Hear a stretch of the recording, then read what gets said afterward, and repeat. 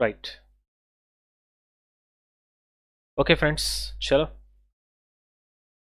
Right, guys. Welcome back to the revision session of CA Intercosting by PK sir. Of course, this is where we have stopped in the last session.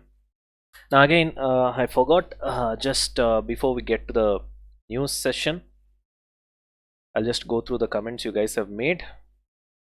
One thing is that many of you guys have raised one point in the last session, that is day 3, where you guys have asked me to extend the session. Definitely, I will be willing to extend the session, to be very honest with you. But the problem is that because of COVID-19, there are some obligations that I have to take care. Therefore, I'm not able to do that. Okay, but still, I'll try to extend as much as it's possible. For your kind information, even this, I'm recording pretty late night every day at night 1 o'clock. On the first day, I think you would have seen the time as well. Uh, okay, apart from that, everybody has appreciated, like Sriram, Ajay, Vasudeva, Sahil, Kalyan John, Manuel, uh, Trinath Srivatsava, Altaf, Akshay Agarwal, Suhail, Sandeep Shetty, and there are, I think, few people who have actually tried to explain why profits are different when between marginal costing and absorption costing. That was the question I actually raised in the earlier session. Priya and Bhargava were few people out of that who actually tried to explain. So thank you so much, guys. Thank you for your participation. And Sandeep Shetty has asked, please do indifference point. I think one or two, 3 or 4 comments I've got where people have asked me to do indifference point for old syllabus, it seems, and I've actually done it. You can just go to my YouTube channel and check. In my YouTube channel, there is a video on indifference point that is available. Okay, you just need to check that. I've already done it. So reminding people, Trinath Srivatsava also tried to answer. Okay, thank you, buddy.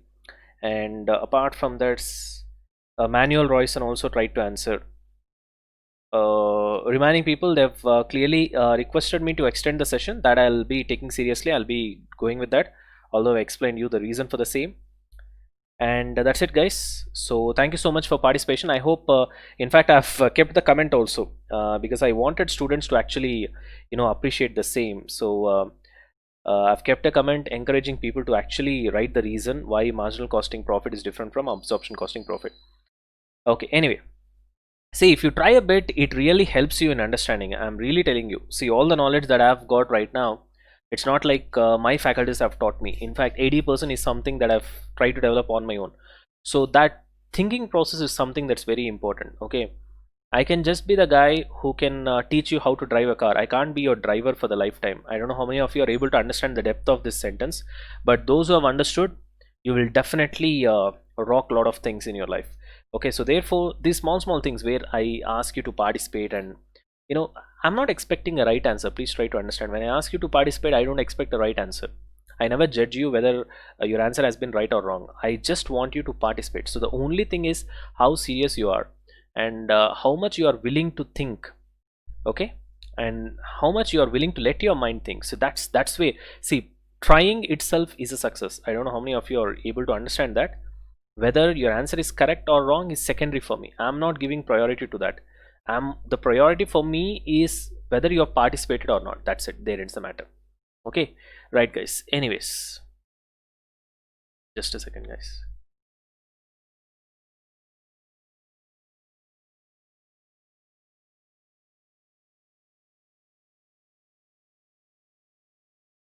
Right, friends. Chalo. So let's continue with the previous session where we have stopped. This is where we have stopped. Let's try to recollect once.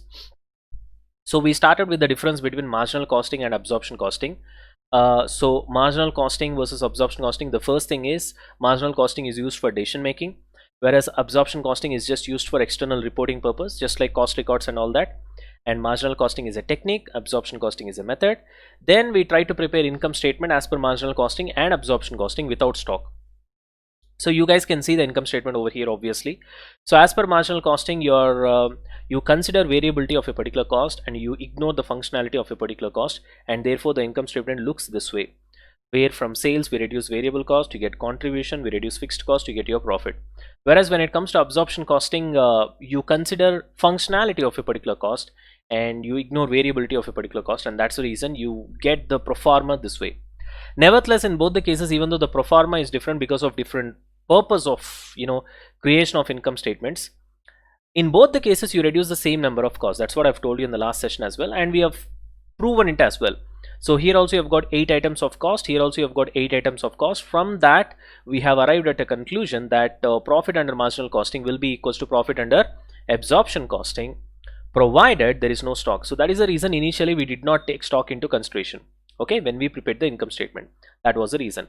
And then we went with another contrary statement to that, where we have convinced ourselves that okay fine, when there is no stock both the profits are same, which means profit under marginal costing is equal to profit under absorption costing. And immediately we arrived at a conclusion that if there is stock, then profit under marginal costing is not obviously equals to profit under absorption costing. That also we have seen. Fantastic. Okay, now let's go to the next level. Chalo guys. So now what is the part that we have to learn right now? In case if there is presence of stock, then both the profits are different. Okay, that's fine. Profit under marginal costing is not equal to profit under absorption costing. Even that is fine. So when two profits are different, they are not equal, then definitely one should be higher than the above, correct? Or one should be lower than the above, whichever way. So when two are not equal, definitely one should be greater than the other. So now what we are going to do is that we're going to find out which profit will be high. For example, whether marginal costing profit will be high or profit under absorption costing is going to be high. If it is high, why? Everything we're gonna learn, okay? Because unless we have this sort of thought process, we cannot reconcile marginal costing profit with absorption costing profit. Even those kind of questions also will be asked. He'll simply ask you like, prepare income statement as per marginal costing and absorption costing. You'll prepare. When there is stock, obviously both the profits are going to be different. Immediately he'll ask you reconcile the profit and then explain us why the profits are different. So if you have to solve these kind of sums, obviously you need to have that conceptual clarity, and that's what we are going to see right now, okay? Sorry for that. Chalo guys, let's go with 3 individual scenarios. Okay, now we are going to concentrate on stock situation where both the profits are different, okay? So scenario 1, your production is equal to sales. This is scenario 1, okay? Scenario 2, production is greater than sales. Scenario 3, production is less than sales. So we have 3 situations over here. Production is equal to sales, production being greater than sales, production being less than sales, okay? Now what we are going to do, in each of these scenarios, we're gonna try and figure out which profit will be high and which profit will be less, which means profit under marginal costing will be high or profit under absorption costing will be high. That's what we are going to find out. Now let's start with scenario 1. It's quite simple. When production is equal to sales, it means that there is no stock, correct? So we already know the answer. When there is no stock, what's the answer? Profit under marginal costing is equal to profit under absorption costing. Pretty simple. And we know the logical reason also behind this, and in fact we have seen it in the previous session itself. What is the reason why both the profits are going to be equal when there is no stock? So we know that.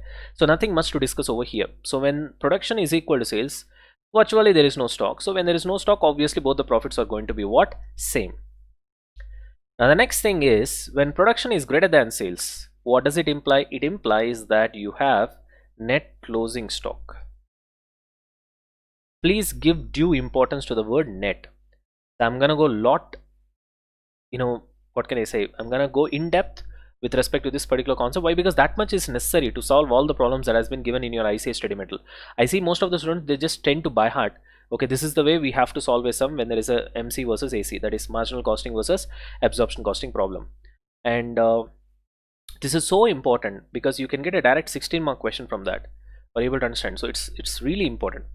Chalo, now, so net closing stock. Now see here, net closing stock means what? There are 2 types of possibilities. One is your opening stock can be, say for example, absolutely 0, and your closing stock is, say for example, 100 units. In this situation, you have a net closing stock obviously of how many units? 100 units. So this is one possibility, one perspective number 1. Other possibility is you can have both opening stock as well as closing stock. Both the stocks can be present.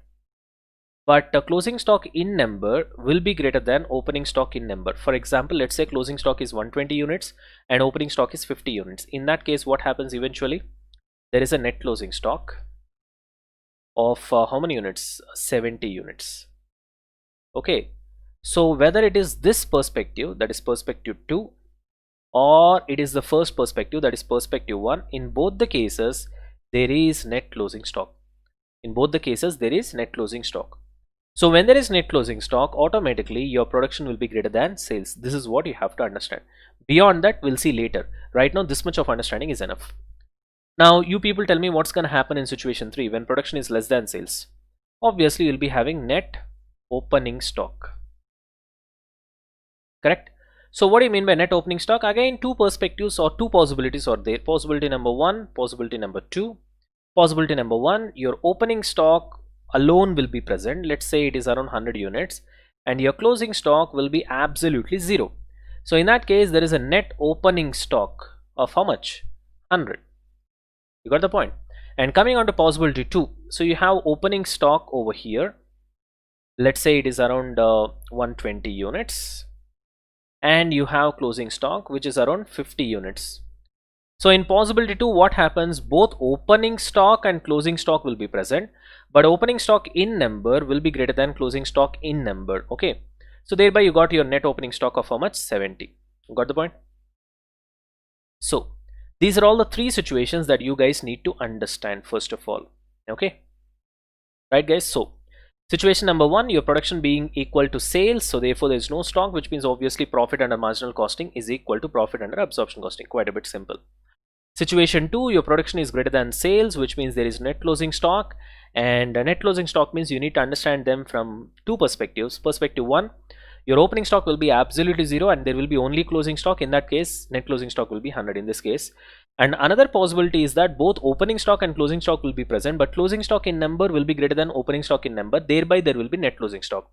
Nevertheless, whatever the possibility it can be, whether it is possibility 1 or possibility 2, when there is net closing stock, automatically your production will be greater than sales.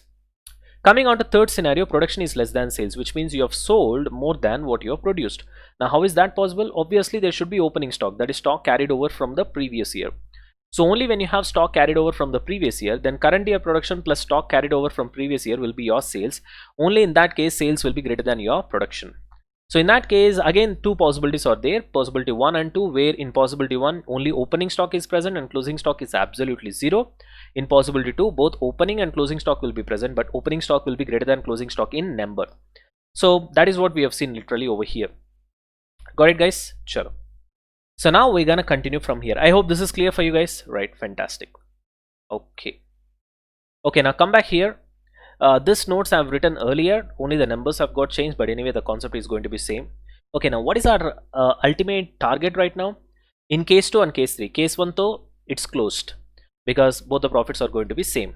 Case 2 and case 3, now we need to find out whose profit is going to be high, whether absorption costing profit is going to be high or marginal costing profit is going to be high. That's what we're gonna find out in case 2 and case 3. You guys are ready? Chalo, let's move on. Okay, now so let's start with the first question. I'm gonna go with a series of questions and I'm gonna interlink the concept, so I want you guys to listen carefully. Okay, because it will be a series of questions. First we'll start with a question. I'll give you an answer for that question. Again, from the answer we'll have another question. Okay, from that question again we're gonna figure out another answer. From that answer again we'll have another question, and it keeps on going like a chain reaction. So this is how you have to actually learn the concept, because unless you have interlinking of the concepts, you will not have the complete understanding. Unless you have complete understanding, you cannot solve new sums. See, here the target is to solve altogether a new problem, new model, if it comes in examination straight away. Because tomorrow when you join in a company, that's what your challenge is going to be in real life, because in company you will have problems and you have to solve it, for which you will be paid salary, and you cannot expect that problem to be a problem from your ICA study metal. So that really sounds silly, right? Having at least we should have that sort of common sense, right? So what kind of situations tomorrow we are going to face, and that's why so many of your seniors, unfortunately, even rankers, they are being sent out of the company, for your kind information. Because if you just try to by heart the things and similar problems comes in the examination, similar model, and you know eventually solve it and get a certificate, in private sector it doesn't work. What works in private sector is what is there here. I can give you my own example.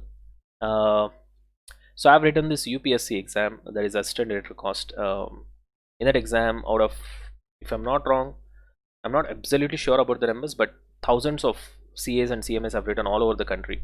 Only in my center in Chennai, I've seen at least 2000 plus, you know.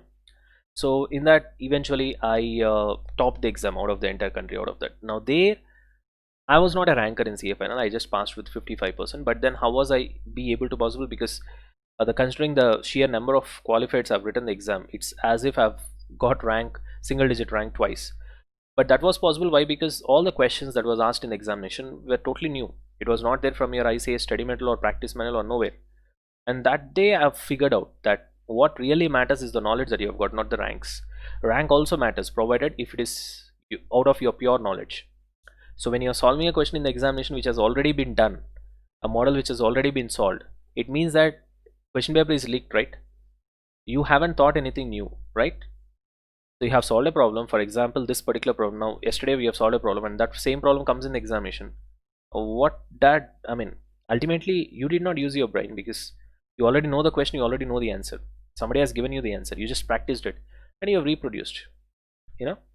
That's not your real marks. Even if you get 99 like that, according to me it's equal to trash. Although it sounds very strange and harsh, but this is the reality. I don't know how many of you are able to realize right now.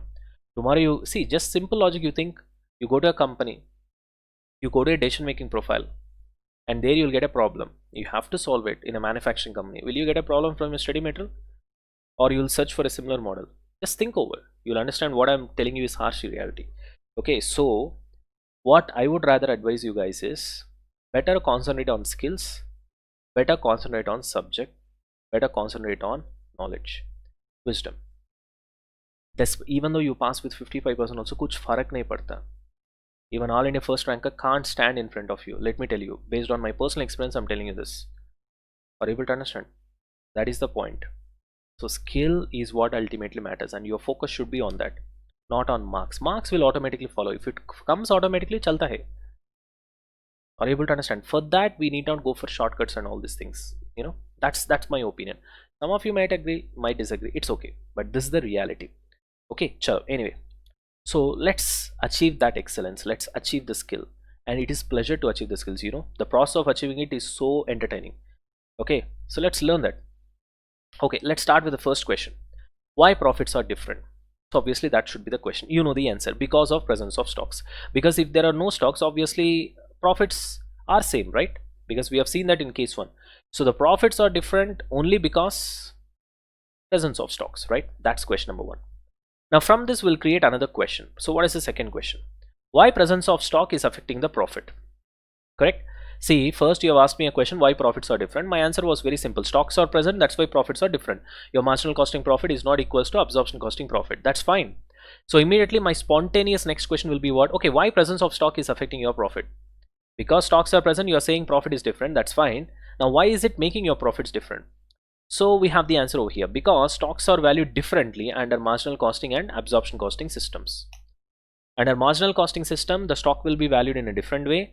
Under absorption costing system, the stock will be valued in a different way. So when you value stock in a different way, you know the treatment. Stocks ultimately affect your profit. Closing stock will increase your profit. Opening stock will reduce your profit. So obviously when they have the ability to affect your profit, when they are valued differently, automatically your profits will be affected differently. Therefore your profits will be different. Got it? Simple thought process. Now what can be the next question from this? Yep. Why are they valued differently? How are they valued differently? Two spontaneous questions. So you say that because stocks are valued differently, they are affecting your profit in a different way, and that's why profits are different. And that's fine. Now my question will be, my spontaneous question will be, why are they affecting your profit differently? In the sense, why are they valued differently? How are they valued differently? So we need to answer two questions. Why are they valued differently, and why stocks are valued differently? How stocks are valued differently? So first we'll try to answer the second one, how stocks are valued differently. Then we'll try to answer the first one, that is why stocks are valued differently. Got it, guys? Chalo, let's try to answer how stocks are valued differently. So I started with my first question. Imagine the physical presence of stock. Imagine in your mind where stocks will be physically present. Try to imagine, obviously it will be inside the godown. Where is godown? Basically it's factory. So when stocks are physically present inside the factory, tell me one thing, they are made up of what cost? Obviously factory cost. Simple thought process. So imagine the physical presence of stock, where the stocks are physically present inside the godown, that is factory. So obviously they are made up of what cost? When they're inside the factory, they are made up of factory cost. Simple thought process. Now what are factory cost? I already told you this particular concept, nothing much surprising. So factory cost means you'll have direct material, direct labor. Direct expense also will be there, but that has been considered as pretty rare, therefore it has been ignored. Then you have indirect cost, which is nothing but overheads. Because overheads are present inside the factory, it can be called as factory overheads. Are you able to understand? In that you'll have two elements: variable factory overheads, fixed factory overheads. So under marginal costing and absorption costing, you have these four elements of cost, because in both the cases ultimately stocks are present inside the factory, so obviously they are made up of factory cost. So in both the cases, as you guys can see here, what is the difference? There is one difference, and that is fixed factory overheads. When you are valuing your stock as per marginal costing, there are only three elements: direct material, direct labor, variable factory overheads. Whereas when you are valuing your stock as per absorption costing, you have four elements: direct material, direct labor, variable factory overheads, fixed factory overheads. So this is the reason for difference in stock valuation. So as per absorption costing, four elements is gonna make up your closing stock or opening stock, whatever it is, ultimately stock value. As per marginal costing, only three elements are gonna make up your stock, which means stock valuation will be high as per absorption costing because of four elements, and stock valuation will be low as per marginal costing because of three elements. Are you able to understand? In this example, as you can see, stock valuation is 140 as per absorption costing, and marginal costing it is 110 because of one culprit. Who is that culprit? Fixed factory overheads. So fixed factory overheads is the reason for all this mess. You can ask me, sir, why fixed factory overheads is taken into stock valuation as per absorption costing, why it is considered here and why it is not considered here? That is a separate topic of discussion, and that is the question what we have written here. Why stocks are valued differently? Okay, so why stocks are valued differently is nothing but why fixed factory overheads comes into stock valuation as per absorption costing, why there is no fixed factory overheads as per marginal costing stock valuation. Both the questions are same, right? So we're gonna answer it later. So right now you just need to concentrate how are they valued differently, and how are they valued differently? Here is the answer for you. Stocks are physically present inside the factory. So obviously when they are present inside the factory, they are made up of factory cost. And you know what is factory cost? Direct material, direct labor, variable factory overheads, fixed factory overheads. But when it comes to marginal costing, you need to take only variable factory cost, which includes three items: direct material, direct labor, variable factory overheads. Whereas as per absorption costing, you have four elements: direct material, direct labor, variable factory overheads, and fixed factory overheads, of course. So thereby ultimately the conclusion is that your absorption costing, as per absorption costing, your stock valuation is high. Whether it is opening stock or closing stock, कुछ फर्क नहीं पड़ता. Ultimately stock valuation is high as per absorption costing. Okay. Now let's keep this in mind and let's go for further discussion. Now see you guys. Now let's take case scenario 2. In case 2, what happened? You have got net closing stock, correct? In case 3, we had net opening stock. Now tell me the tendency of closing stock. What is the behavior of closing stock? What does it do? It increases your profit, correct? Which increases your profit? Closing stock. So which means from this, can I say more will be your closing stock, more will be your profit, because basically closing stock increases your profit, right? And less will be your closing stock, less will be your profit, correct? More will be your closing stock, more will be your profit, less will be your closing stock, less will be your profit, correct? So now what we're going to do, very simple. Let's take absorption costing and marginal costing. Now see here, as per absorption costing, what is the stock valuation? 140. As per marginal costing, what is the stock valuation? 110. Correct? So what stock is this? Closing stock. So closing stock value is 140 as per absorption costing, and closing stock value is 110 as per marginal costing. Which means, what is the tendency of closing stock? It increases your profit, which we have already seen. Which means, as per absorption costing, profit has got increased by 140, correct? As per marginal costing, profit has got increased by 110. Which means, to sum it up, absorption costing profit is greater than marginal costing profit by how much? 30 rupees. So which means in case scenario 2, when there is net closing stock, absorption costing profit will be greater than marginal costing profit by how much? 30 rupees. And this 30 rupees is obviously is nothing but fixed factory overheads is the culprit. And that 30 rupees is nothing but fixed factory overheads. Nothing surprising over here. It's pretty simple. Got the point? Now you guys need to tell me in case 3 what's gonna happen. Case 3. You have net opening stock. Right? Now what do you mean by net opening stock? Opening stock obviously reduces your profit. Reduces or decreases your profit, which means we can say if there is more opening stock, you will have less profit. If there is less opening stock, you'll have more profit. So we are aware of this, right? Nothing surprising. So we know that, right? So obviously, so what's gonna happen? So let's take absorption costing and marginal costing over here, right? Let's look at the stock valuation. We know the stock valuation.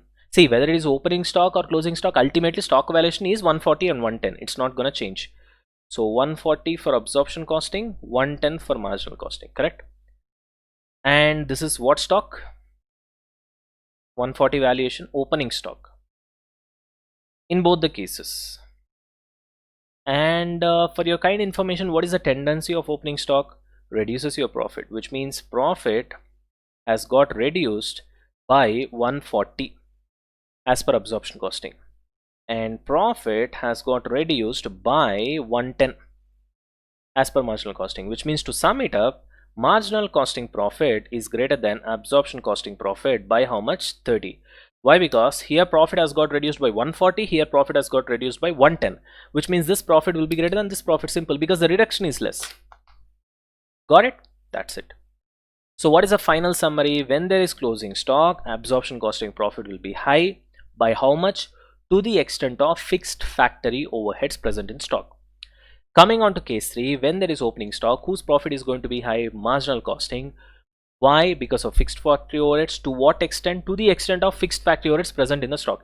Here you know that fixed factory overheads is 30 rupees. So exactly by 30 rupees only the difference is there. If it is closing stock, absorption costing will be more by 30 rupees. If it is opening stock, marginal costing will be more by 30 rupees. Got it? Simple. So thereby we have answered the first part of the question. What is the first part of the question? How stocks are valued differently. Still we did not answer the question 3. That is why stocks are valued differently. We'll see it shortly. Okay. Now, so as you can see here guys, case 2, closing stock is there. As per marginal costing, the closing stock valuation is 110. As per absorption costing, the closing stock valuation is 140. So tendency of closing stock is to increase your profit. More the closing stock, more the profit. Less the closing stock, less the profit. So as per marginal costing, your closing stock valuation is 110. As per absorption costing, your closing stock valuation is 140. So therefore profit has got increased by 110 as per marginal costing, and profit has got increased by 140 as per absorption costing, which means absorption costing profit is greater than marginal costing profit by how much? 30, which is nothing but fixed factory overheads. Now same stuff we have seen in case 3 as well. You have opening stock, and as per marginal costing the opening stock value is 110. As per absorption costing the opening stock value is 140. And tendency of opening stock is that it reduces your profit. So more the opening stock, less the profit. Less the opening stock, more the profit, correct? So as per marginal costing, opening stock value is 110, which means profit will be reduced by 110. As per absorption costing, opening stock valuation is 140, which means profit will be reduced by 140, which means your marginal costing profit is greater than absorption costing profit by how much? 30 is the conclusion. Got the point? Fantastic. Now, okay, why stocks are valued differently? Now, before we get to this, if you guys need to understand this, you should know the concept of product cost and period cost. In the last video itself, I told you very clearly that there is something called basics of costing sets of videos in my channel. In that one video talks about product cost and period cost. I don't know what you guys will do. Search that video, watch that video, and find out what is product cost and what is period cost. Unless you have watched that video, now what we are going to discuss over here, you will not be able to understand. So straight away what you do, if you have already watched it, fantastic, you can continue watching. If you haven't watched it, then stop the video over here, go to my channel, search for basic cost concept series. In one video within brackets only you'll find product cost and period cost, or you see part 3. Okay, you'll find that name itself. You watch that video and then you come over here and continue. Are you able to understand? Because I'm gonna apply the concept over here. You got it, guys? Chalo. Anyway, just a second.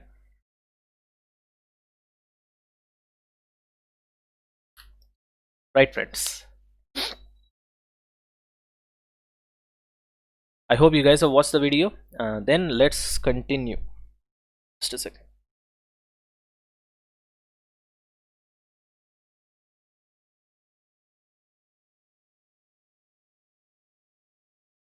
Okay, right, friends, chalo.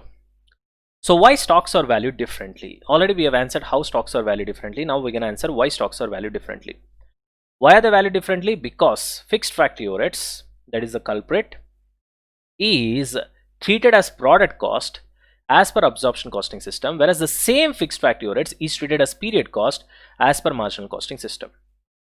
Now you know that product cost can also be called as unexpired cost and period cost can also be called as expired cost. Now, because your fixed factory overheads is treated as product cost, it goes inside the product valuation. That's why it is called product cost. It goes along with the product. As you can see, as per absorption costing, it is inside the product, right? Here. This is inside the product because we are talking about product valuation, stock valuation. And as per absorption costing, because it is treated as product cost, your fixed factory overheads is inside the product. Whereas as per marginal costing, the same fixed factory overheads is treated as period cost, which means it goes and gets debited in costing P&L account and then gets expired. Expired cost is nothing but period cost, or that particular cost which gets expired in the period in which it is incurred, or that particular cost which gets debited in costing P&L account in the year in which it is incurred is called as period cost. Why it is called period cost? Because it gets expired in the period in which it is incurred. That's why it is called as period cost. So when it comes to marginal costing, this particular fixed factory overheads goes and gets debited in costing P&L account and gets expired, and therefore it does not come inside the stock valuation. Whereas as per absorption costing, because it is treated as product cost, it is inside the stock valuation. Got the point? So if you have already listened to the concept of product cost and period cost, it will be much easier for you to understand. Otherwise, it will be very difficult for you to understand here as well. Got the point? So the logic is very simple. As per absorption costing, your fixed factory overheads is treated as product cost, therefore it is inside the product valuation. As per marginal costing, the same fixed factory overheads is treated as period cost, therefore it goes and gets debited in costing P&L account and gets expired. Got the point? That's why it will not come inside the stock valuation. Got it? And of course, last question. Okay, why fixed factory overheads is treated as product cost as per absorption costing system, and why the same fixed factory overheads is treated as period cost as per marginal costing system? Logical question, right? Okay, chalo. You have told me that because fixed factory overheads is treated as product cost as per absorption costing system, it is inside the product valuation. Fine.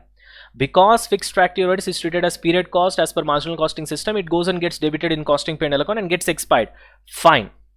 Why is it like that? Why are you treating fixed factory overheads as product cost as per absorption costing, and why are you treating fixed factory overheads as period cost as per marginal costing? That's the final question. So that's the final coffin in the nail. Final nail in the coffin. Now let's try to answer that. Now see here.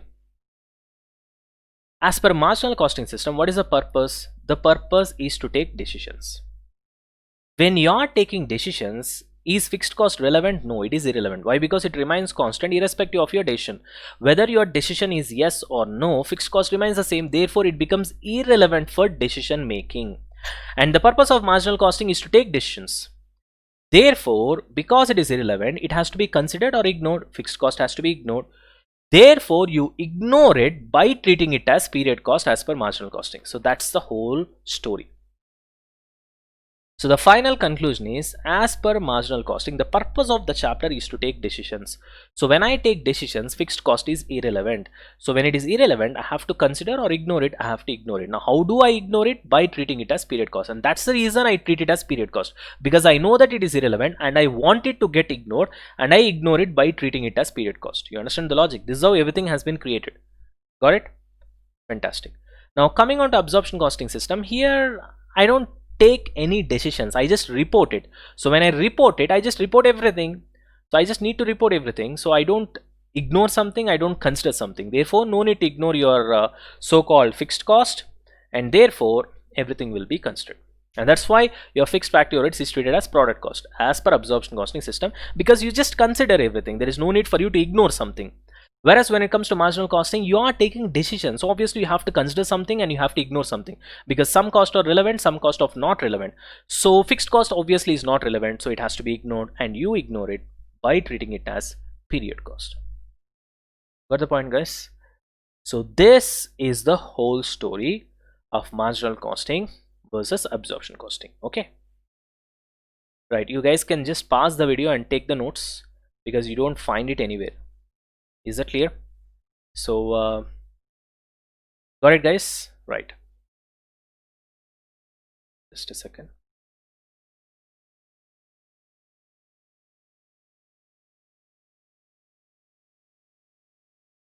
Right, friends, so that we are done with this particular concept, that is marginal costing versus absorption costing.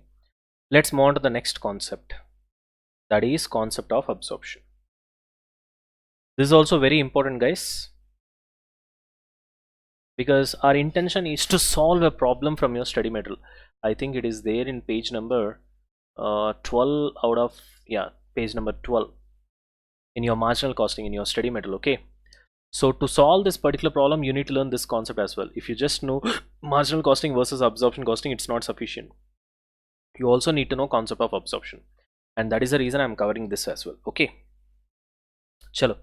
So the next thing that we're gonna see is concept of absorption. Okay, now what do you mean by this concept of absorption? Let's try to understand few things. Concept of absorption. Okay, now the first thing that you guys need to understand is don't compare your financial accounts with our cost accounting. Okay, both are different. Unlike your financial accounts, where your financial statements will be prepared at the end of the year, which means once your entire financial year is done, March, after that probably you'll start preparing what financial statements. Unlike your financial accounting, when it comes to costing, okay, all the so-called the process of costing, which means trying to figure out how much is the cost you are spending to manufacture a particular product, and then eventually fix your profit margin upon the cost, and then eventually fix the selling price. This whole process starts from day one. So day one means technically you can say, because the financial year starts from April 1st, you can say from April 1st, or you will understand. But the point which I'm willing to which I'm trying to tell you here is that costing, unlike your financial account, starts from day one. Okay, so which means from day one you need to know what is your selling price per unit. If you need to know what is your selling price per unit, how do you fix that? Presuming that you're a price setter. See, there are two types of people: price setter and price takers. Price takers means selling price will be fixed by the market forces, demand and supply forces. The company will just accept the selling price. Price setter means company will fix the selling price. Okay, so presuming that you are a price setter, your company, how will you fix your selling price? That will be simply total cost per unit plus profit markup, correct? Depending upon your return on investment. So total cost per unit, how are you going to calculate? Direct cost per unit plus indirect cost per unit. Are you able to understand? Now, with respect to direct cost per unit, there is no problem. Okay, because the nature of direct cost is such that the moment it is incurred, immediately you will know what is direct cost per unit. Try to recollect the basics of costing videos which I've told you. There I gave you one cost classification based on relationship with cost object. You can classify your cost into two. One is direct cost, the other one is indirect cost. Direct cost can also be called as prime cost. Indirect cost can also be called as overheads. There I've explained you there are three types of direct cost: direct material, direct labor, direct expenses. Similarly, three types of indirect cost: indirect material, indirect labor, and indirect expense. So all these things I've explained you. Okay, so when it comes to direct cost per unit, there is no problem whatsoever, because easily you can find out what is direct cost per unit the moment it is incurred. But when it comes to indirect cost per unit, you have two problems, not just one. Two problems. Problem number one, you don't know what is indirect cost per unit. Indirect cost per unit, or we can also call it as overhead cost per unit. This you don't know. But direct cost per unit, the moment it is incurred, you know. Indirect cost per unit, the moment it is incurred, you don't know. That's why you study a chapter called overheads in your CA Inter right now. You have a separate chapter called overheads. Why do you study that chapter? The ultimate purpose of overheads chapter is to find overhead cost per unit. The ultimate purpose of overheads chapter is to find overhead cost per unit. Now, why you have to study a chapter to find overhead cost per unit? Because prima facie you cannot find what is overhead cost per unit the moment overheads are incurred. But you have to see, ultimately you can find, but you have to follow a lot of steps, like for example primary distribution of overheads, secondary distribution of overheads, absorption of overheads. After following all these so-called complicated steps, then eventually you can find overhead cost per unit. So that's the first problem. Second problem is you don't know what's your actual overheads are. Actual overheads you will know only at the year end, not at the year beginning. Are you able to understand? Actual overheads you will be able to know only at the year end. So this is two problems that you will face with respect to overheads. First problem can be solved by learning your overheads chapter, where you have 3-step procedure. With the help of that particular procedure you can find overhead cost per unit. So first problem is solved eventually. What about the second problem? You don't know what's your actual overheads are until you reach your year end. So when you don't know actual overheads at the year beginning, because I told you costing starts from day one itself, which means to find out your overhead cost per unit you need to wait till year end, then find out overhead cost per unit, then add it to direct cost per unit, then you will get total cost per unit, then add it to profit margin, then you will get fixed selling price per unit. Now can you wait till year end for that same? Not possible, because your business starts from day one. Day one you don't know what's your actual overheads are. If you don't know what's your actual overheads are, you cannot find overhead cost per unit. If you can't find overhead cost per unit, you cannot find total cost per unit. If you can't do that, you cannot fix your selling price. Then how are you going to do the business? That's the basic question. Are you able to understand? So the answer is pretty simple. When you do not know what your actual overheads are, you will simply go with expected overheads in the place of actual overheads, which is nothing but budgeted overheads.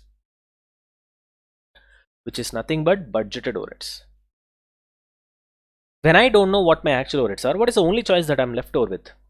Go with budgeted overheads, because you don't have a choice. Then you will find budgeted overheads cost per unit, that you will add it with direct cost per unit, then you will find out your total cost per unit, then you will add profit markup, then you will fix selling price, and you eventually do your business. So this is the brief intro of the concept. I have not entered into the concept. I'm just trying to explain you so far why there is a need for something called concept of absorption. I don't know how many of you have got this question when you are studying it or when you are listening to the classes for the first time. Always these are all the questions that has to run your mind. So when somebody says there is something called concept of absorption, straight away what is concept of absorption? If you learn, then that's fine, that is anyway it will be there in the book. But why there is a need for something called concept of absorption is even more important. Here I just try to explain you why there is need for something called concept of absorption. Why do I need concept of absorption? First of all, because of this particular problem, because you don't know what's your actual overheads are till the year end. So you have to go with expected overheads, therefore you go with absorption rate. I'll explain you later. Now see, so unlike your financial accounts, which is prepared at the end of the year, costing is a continuous process. It starts from day one. So from day one you need to manufacture and sell. If you need to manufacture and sell, you need your selling price, presuming that you are a price setter, not a price taker.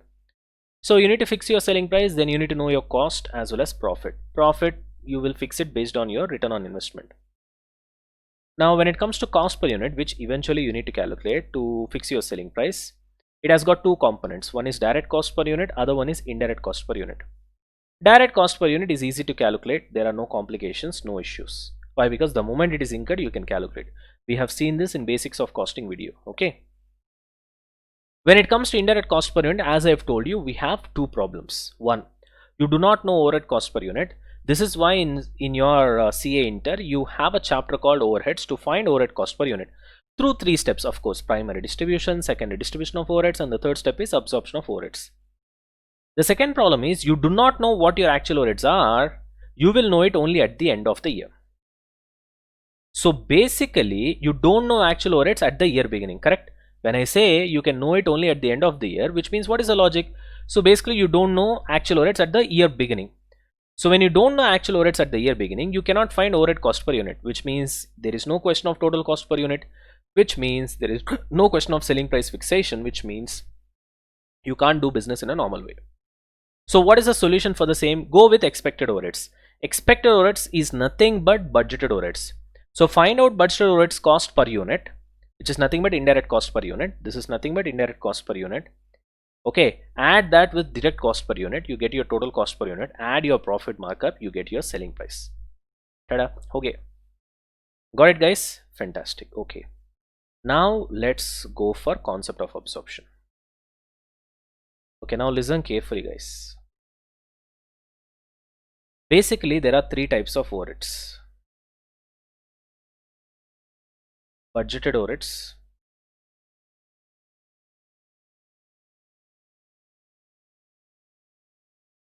okay,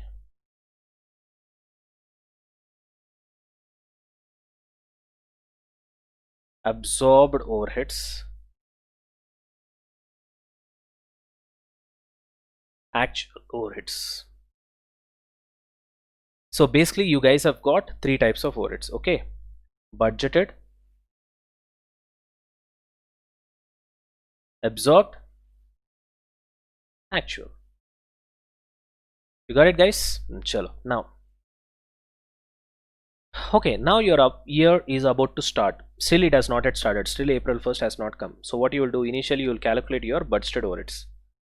Of course, budgeted overheads is nothing but expected overheads. Let's say it's going to be 1,20,000, for example. Now, the way you have estimated your overhead, similarly, you can estimate your output also. Budgeted output, say for example, it is 12,000 units. Okay, from this, you guys can calculate what budgeted rate per unit, correct? You can just divide both. Budgeted rate per unit, which is nothing but 1,20,000 divided by 12,000. Okay, how much it is? 10 per unit. This budgeted rate per unit can also be called as standard rate per unit.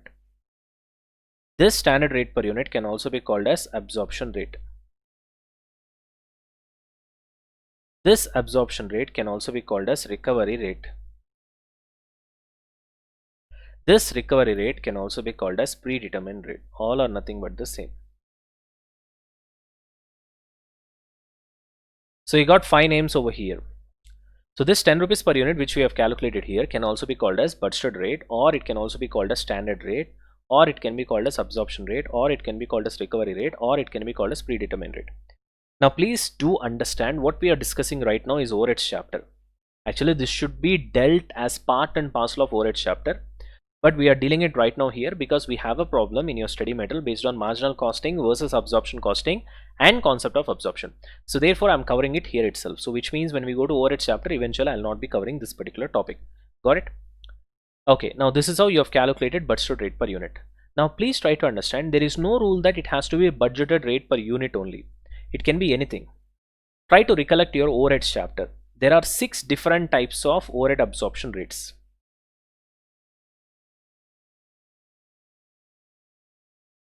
Try to recollect. There are 6 different types of overhead absorption rates. Try to recollect your overheads chapter. What are they? First one, material cost is one method. Labor cost is another method. Prime cost is another method. Machine hours is one method. Labor hours is another method. And units or output is the last one. So here out of these 6 methods, I have chosen which method? Units method. Units method, or you can also call it as output. That's the reason I've divided budgeted overheads with budgeted output. Now depending upon what is the predominant influencing factor in a particular department, you can choose any of these 6 methods. For example, if there is a capital intensive department, who will be the most influencing factor in capital intensive department? Mishnas. In that case, here your predominant influencing factor should be Mishnas, which means you should divide budgeted overheads with budgeted Mishnas, and then you'll be getting budgeted Mishnar rate, which is nothing but absorption rate, which is nothing but recovery rate, which is nothing but predetermined rate. Are you able to understand? So there, just for example purpose, out of 6 different types of overhead absorption rates, I have chosen one rate to explain you the concept, and that rate is based on units. Therefore, I have divided budgeted overheads divided by units, and I've got budgeted rate per unit. If it is mission hours, you would have got budgeted rate per mission hour. If it is labor hours, you would have got budgeted rate per labor hour. Material cost, labor cost, prime cost means you would have got it as percentage. Material cost, labor cost, prime cost means you would have got absorption rate as percentage. Mission hours, labor hours, units means per unit or per mission hour, per labor hour you would have got. You got the point? Out of this 6, it can be anything. It all depends upon the predominant influencing factor of that particular division or department. Got the point, guys? Okay, having said that, now coming on to absorbed overheads over here. Now let's say your day 1 starts, which is April 1st, day 1. Day 1, actually you have manufactured, say for example, just a second.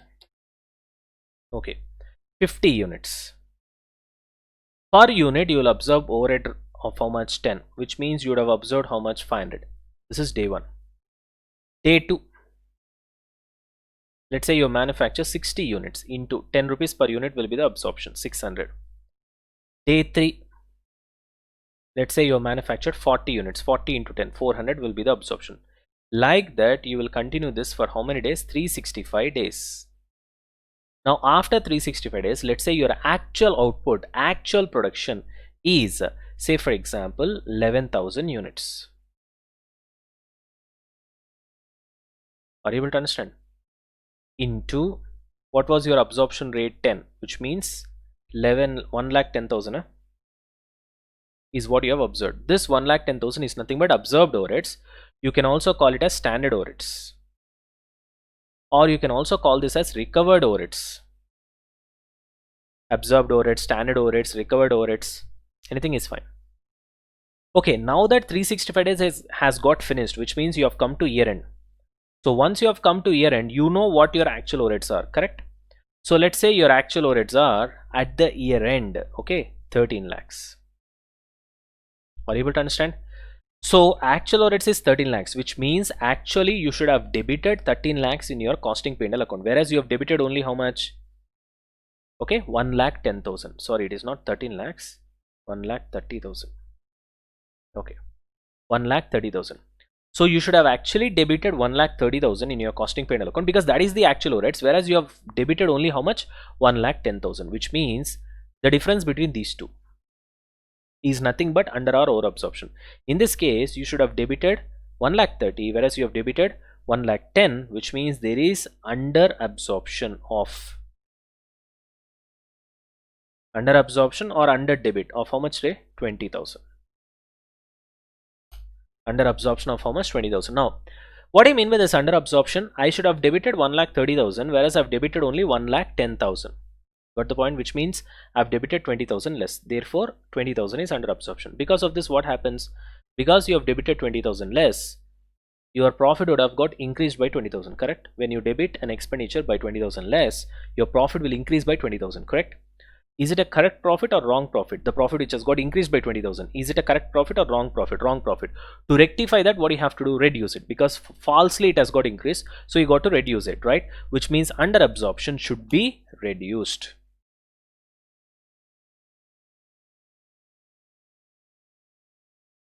Should be reduced. Now same exactly opposite will happen when it comes to over absorption.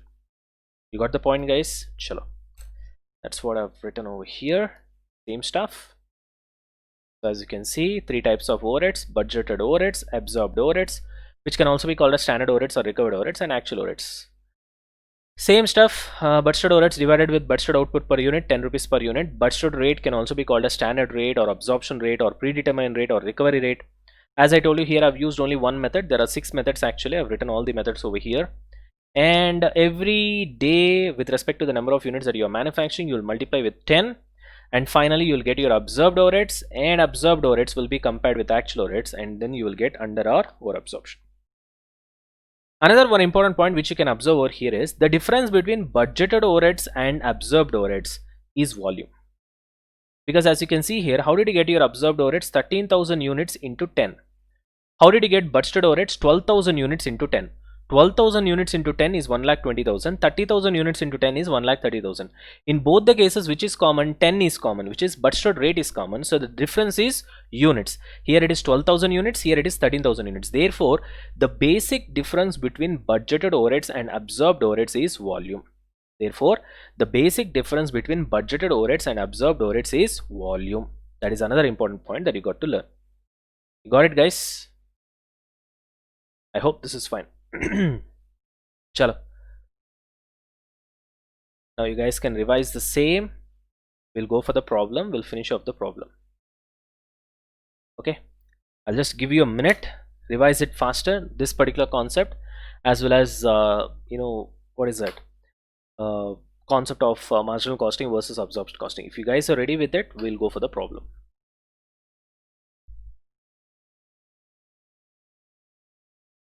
You got a minute. Revise it faster.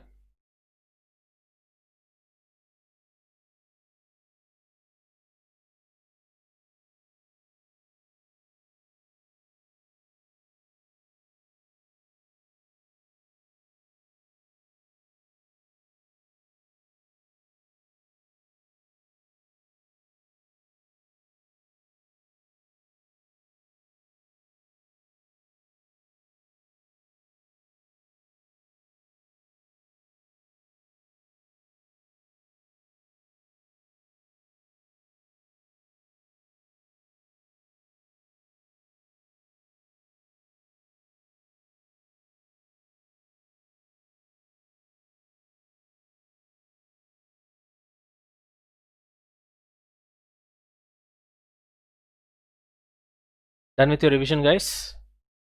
Make it fast. I think you guys have written everything. You need to write the notes. Pause the video and then write the notes.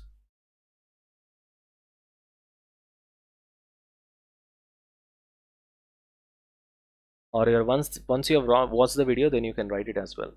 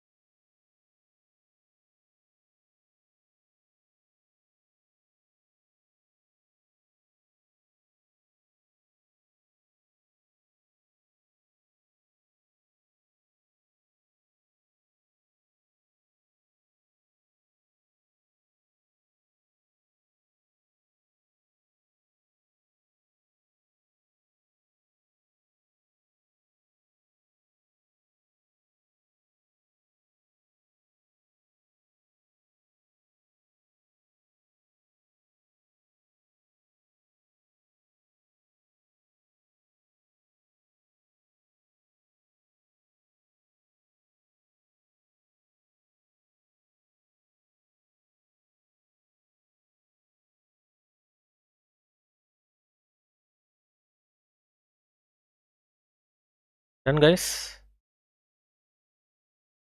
Just revise it fast. We'll go for the problem.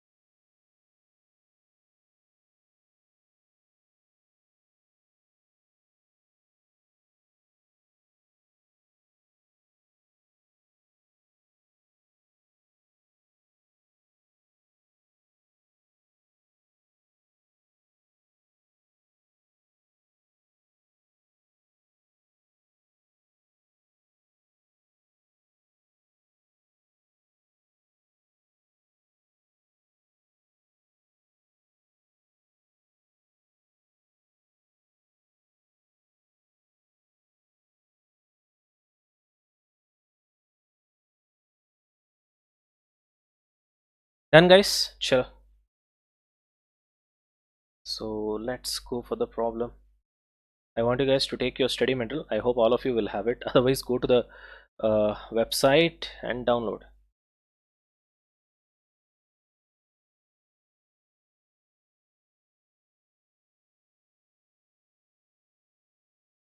The one.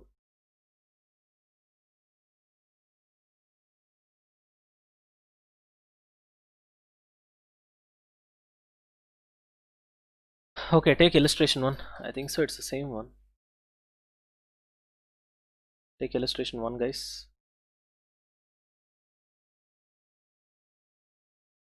Yeah. You guys are ready? Chalo, let's start with this. So, Wonder Limited manufactures a single product, Zest.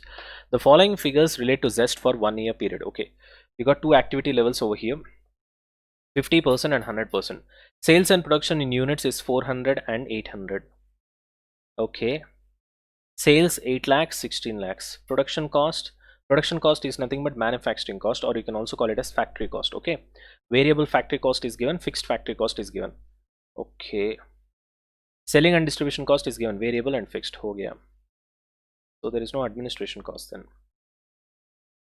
What else? The normal level of activity for the year is 800 units. Fixed costs are incurred evenly throughout the year, and actual fixed costs are the same as budgeted. There are three types of fixed cost: budgeted, absorbed, actual. Actual and budgeted are same, but absorbed will be different. That's why you need to have clarity with respect to concepts. There were no stock of Zest at the beginning of the year. Okay, opening stock is not there, which means there will be only closing stock, which means it falls under three cases: case 1, case 2, case 3. Which case? Case 3.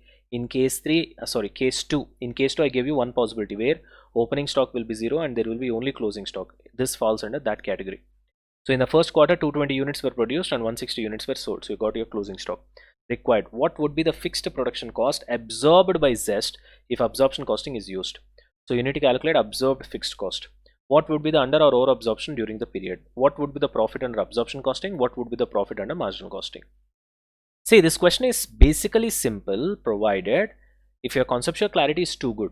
If your conceptual clarity is not good, which means marginal costing versus absorption costing, you're not aware of the concept in a clear way, and concept of absorption, you're not aware of it as well, then this is not gonna work. Okay, chalo. Anyway, so you guys read the question. I'll give you a decent amount of time, then we'll start solve. Read the question fast, guys. You got a minute.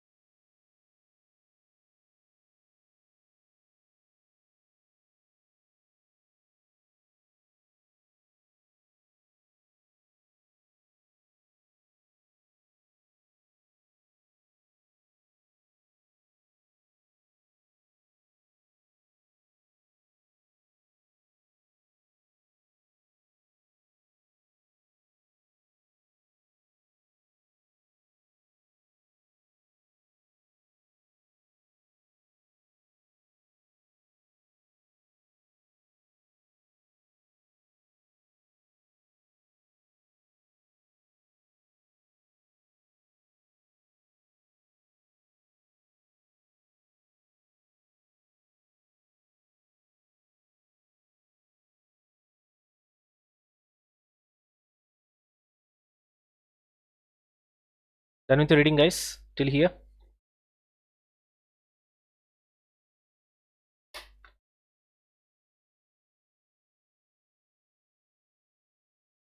Right. Okay, time is up. Chalo, let's start solving. So this is, I think, illustration number 1.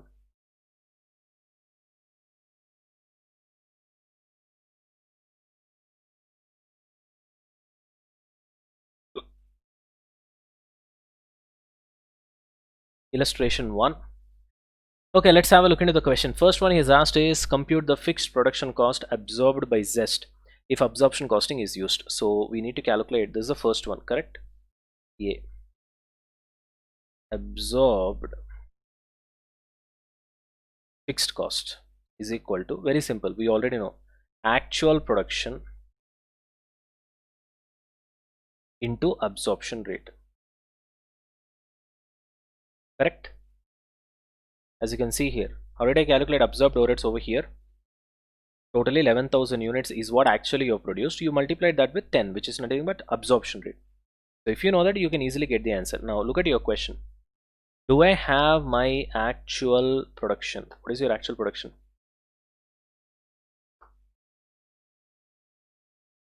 220 units, right? Per quarter only you got to calculate. Okay, 220 units into, what about your absorption rate? How to calculate absorption rate? Budgeted overheads divided by predominant influencing factor. What is the predominant influencing factor here? Units only, because it is given in the question that normal level of activity is units, which is 800. Are you able to understand? So 800 is the normal level of activity, which means output is given. So which means out of the 6 methods, you're gonna choose which method? Units method in this particular question. So absorption rate is equal to budgeted overheads divided by budgeted output. That implies, what is your budgeted overheads? 1,60,000, because budgeted and actual is same, divided by 1,60,000 divided by, okay, your budgeted output is how much? That is normal level of activity, which is 800 units. That implies, so what is your absorption rate? 1,60,000 divided by 800, 200 per unit. So 200 per unit is your absorption rate or budgeted rate, or we can also call it as predetermined rate or recovery rate. So 220 units is your actual production into 200 per unit, correct? Yeah, during the first quarter. Got the point? That implies, so 220 into 200, 44,000 is your answer. 44,000 is the absorbed overheads. Okay, yeah, pretty simple. See, once you know the concept, it's very simple. It's not going to be complicated. B. What is B? Calculate the under or over recovery of overheads during the period. So under or over absorption he is asking.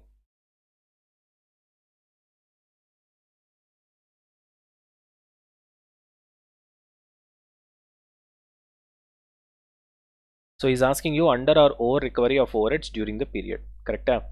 Very simple. How to calculate under or over absorption? Here it is. It is the difference between actual overheads and absorbed overheads. Correct? Very easy.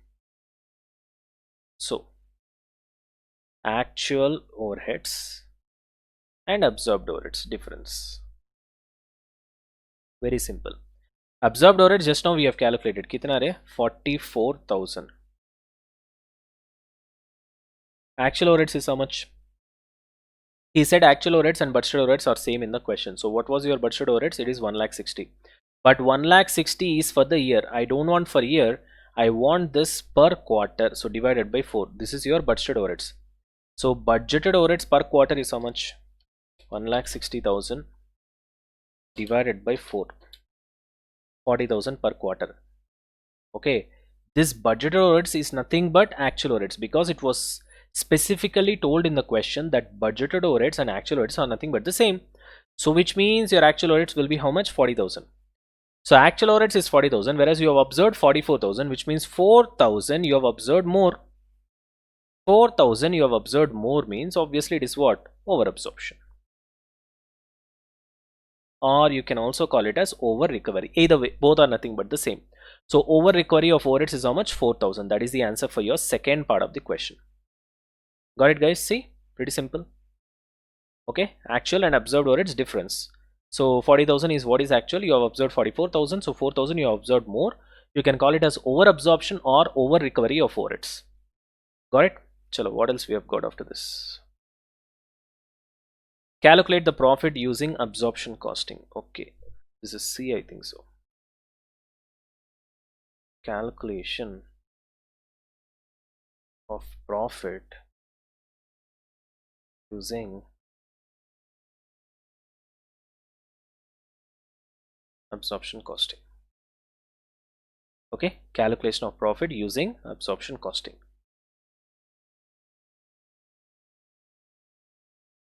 Right friends, let's calculate the profit using absorption costing. I'll have 3 columns. First column will be particulars.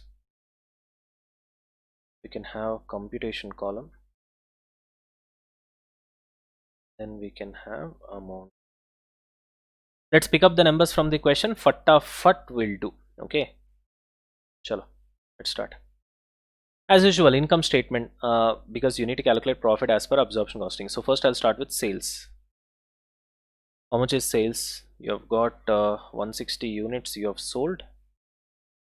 Look at the question and pick up the numbers, and the selling price is 2,000. So 160 units into 2,000. So it is 3,20,000. That's your sales. From this I need to reduce. Remember, factory cost. Got it? Now first what I'm going to do, I'm going to take factory cost of production or goods produced. Okay, once you know the factory cost of production, for that I'll add opening stock, reduce closing stock, then I'll be able to get factory cost of sales, which means factory cost of goods sold. Let me write it this way otherwise. Factory cost of goods produced. Factory cost of goods produced. Okay, what are the factory cost you have got? First you have got variable factory cost. You can call it as variable factory cost or you can call it as variable production cost also. It's your comfort, okay?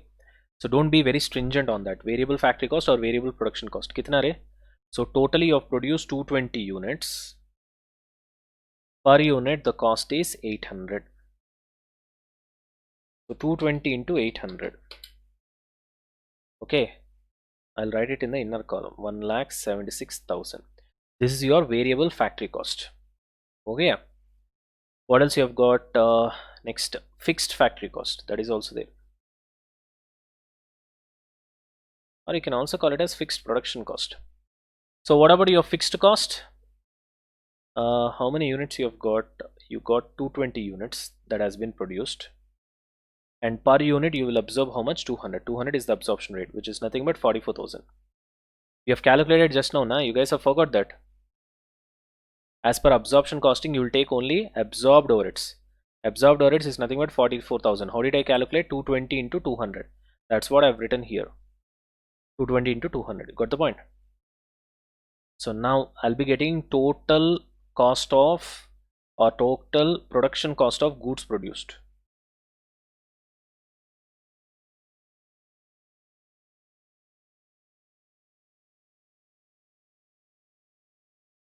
So what is total production cost or total factory cost of goods produced? How much is that? 1,76,000 plus 44,000.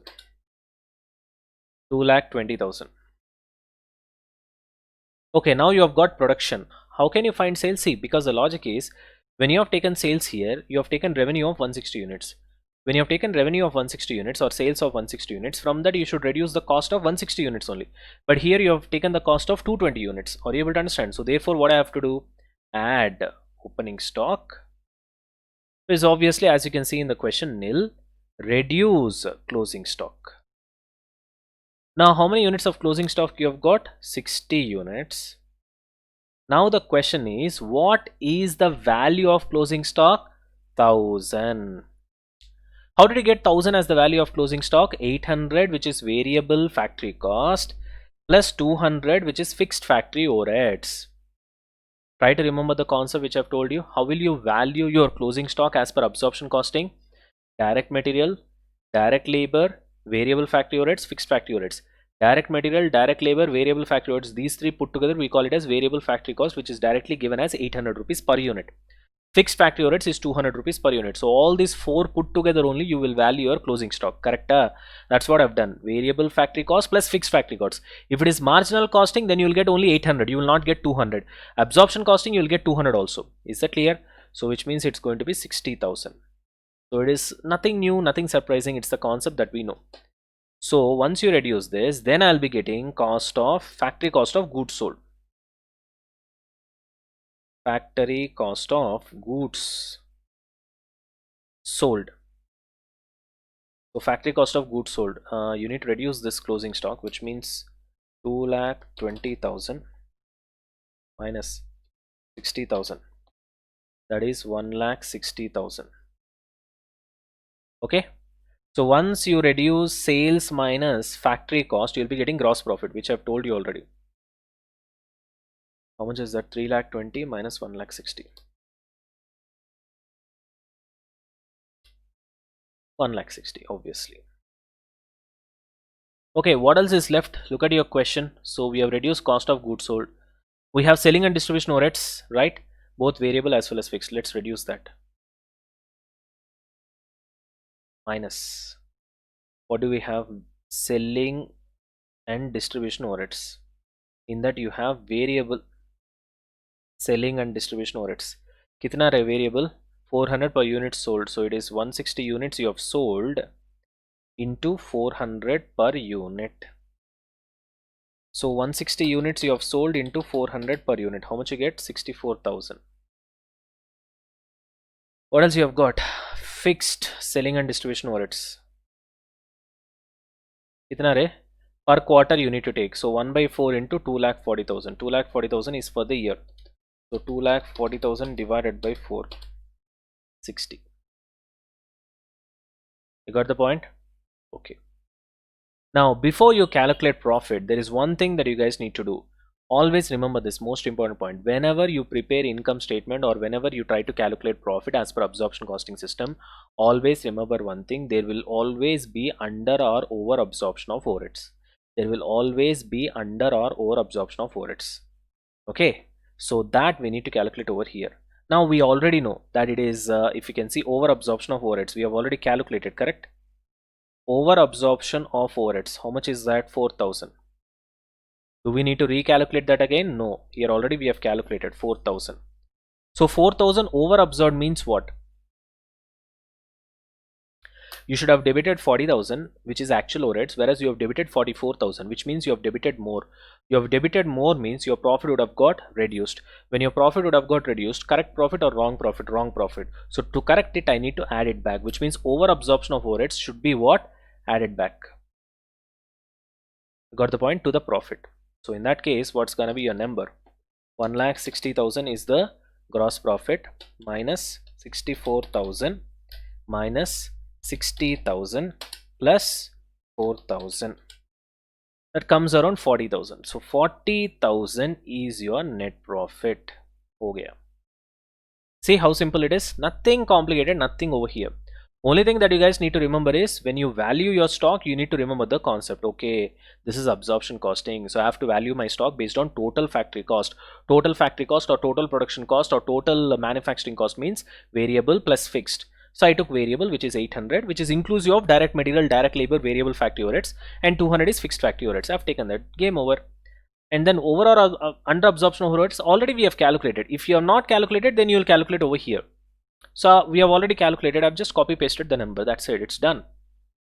So always remember, this overall absorption will come only when you prepare income statement as per absorption costing, not as per marginal costing. Concept of absorption is there only as per absorption costing. That's why it is called absorption costing method. As per marginal costing, there is no concept of absorption. Please try to understand. Concept of absorption will be there only as per absorption costing only. Three types of overheads: budgeted overheads, absorbed overheads, actual overheads. This is there only as per absorption costing. Therefore, over or under recovery of overheads, over or under absorption of overheads will come only as per absorption costing, not as per marginal costing. Keep this in mind. Now look at your question, all of you. What is the next one? We need to prepare profit for the quarter as per marginal costing. Let's do that. Calculation of profit for the quarter as per marginal costing system. Calculation of profit for the quarter as per marginal costing system. So same stuff.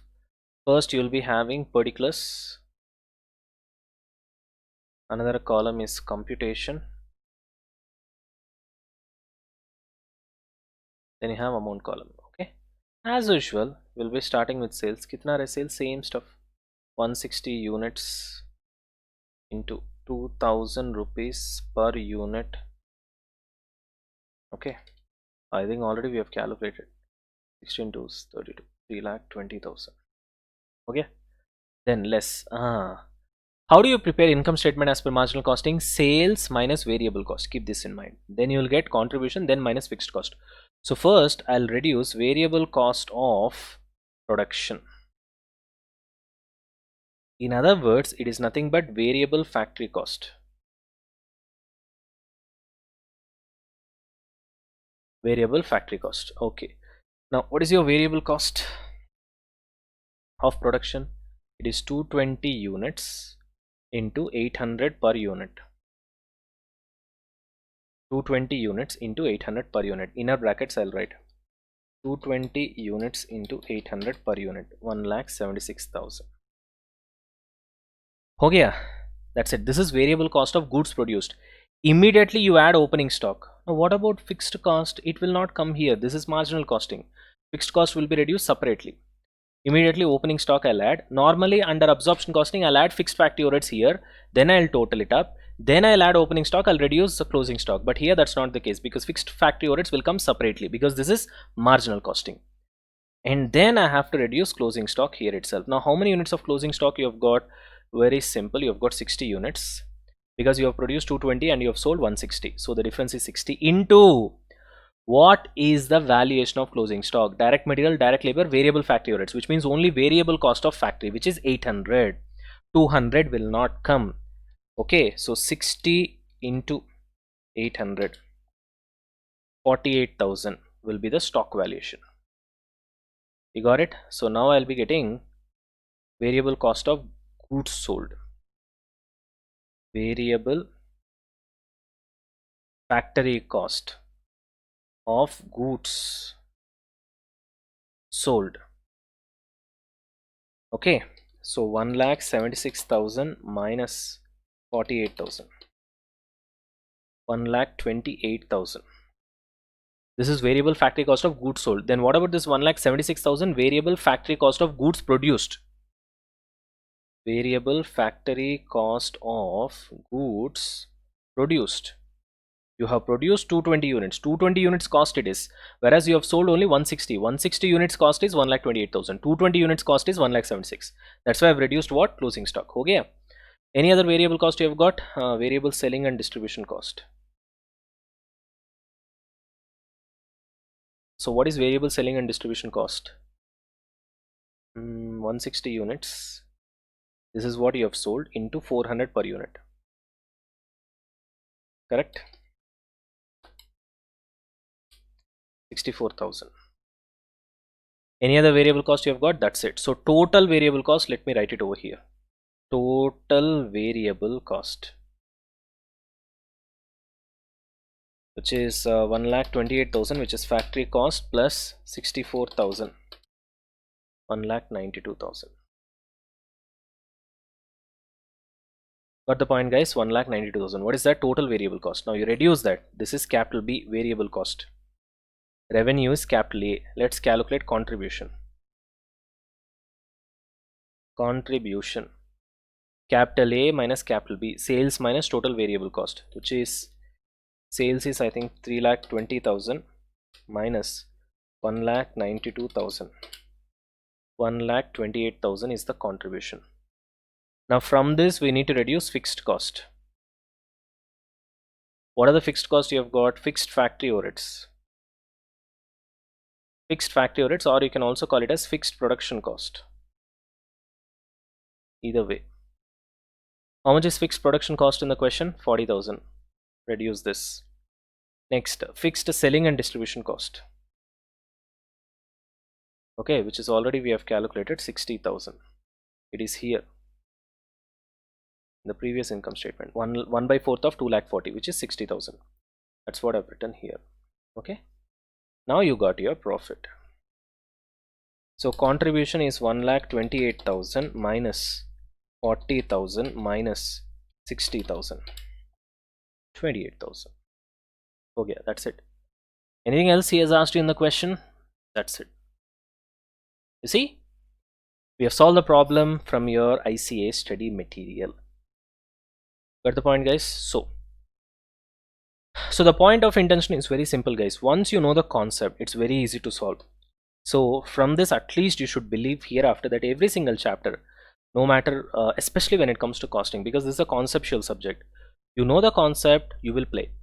Once I move on to standard costing also, you will understand the same. Many people, they will leave standard costing as choice and all. When you come to final, that's not the case. Tomorrow when you go and do your job in a company also, there also you cannot escape a variance analysis. So many of my friends are stuck into that situation. They have left standard costing for choice, and now they're struggling in the companies without calculating, because they are not sorry for that, they are not able to calculate variances in the company. So don't do these kind of mistakes. Nothing is difficult, so you should only know how to actually approach it. Because I personally feel this is a lovely subject. Why? Because this subject does not have any boundaries like law or taxes, where you will put a boundary and within that boundary you have to think. You don't have the freedom to think beyond the boundary. Costing is not like that. You are free to think. So if you let your brain function freely, this is a unique subject and gives you unique pleasure of learning. Okay, so okay guys, so with this I'll wind up the video. So as I've told you, I've extended the session. It's I think more than 1.5 hour, or 1.5 hour we have reached. So I hope you guys have enjoyed this. And as usual, in this particular session, what you guys need to do is that there is one particular problem in your material. I'll give you a homework, not this one. This problem we have done in anyway. Problem.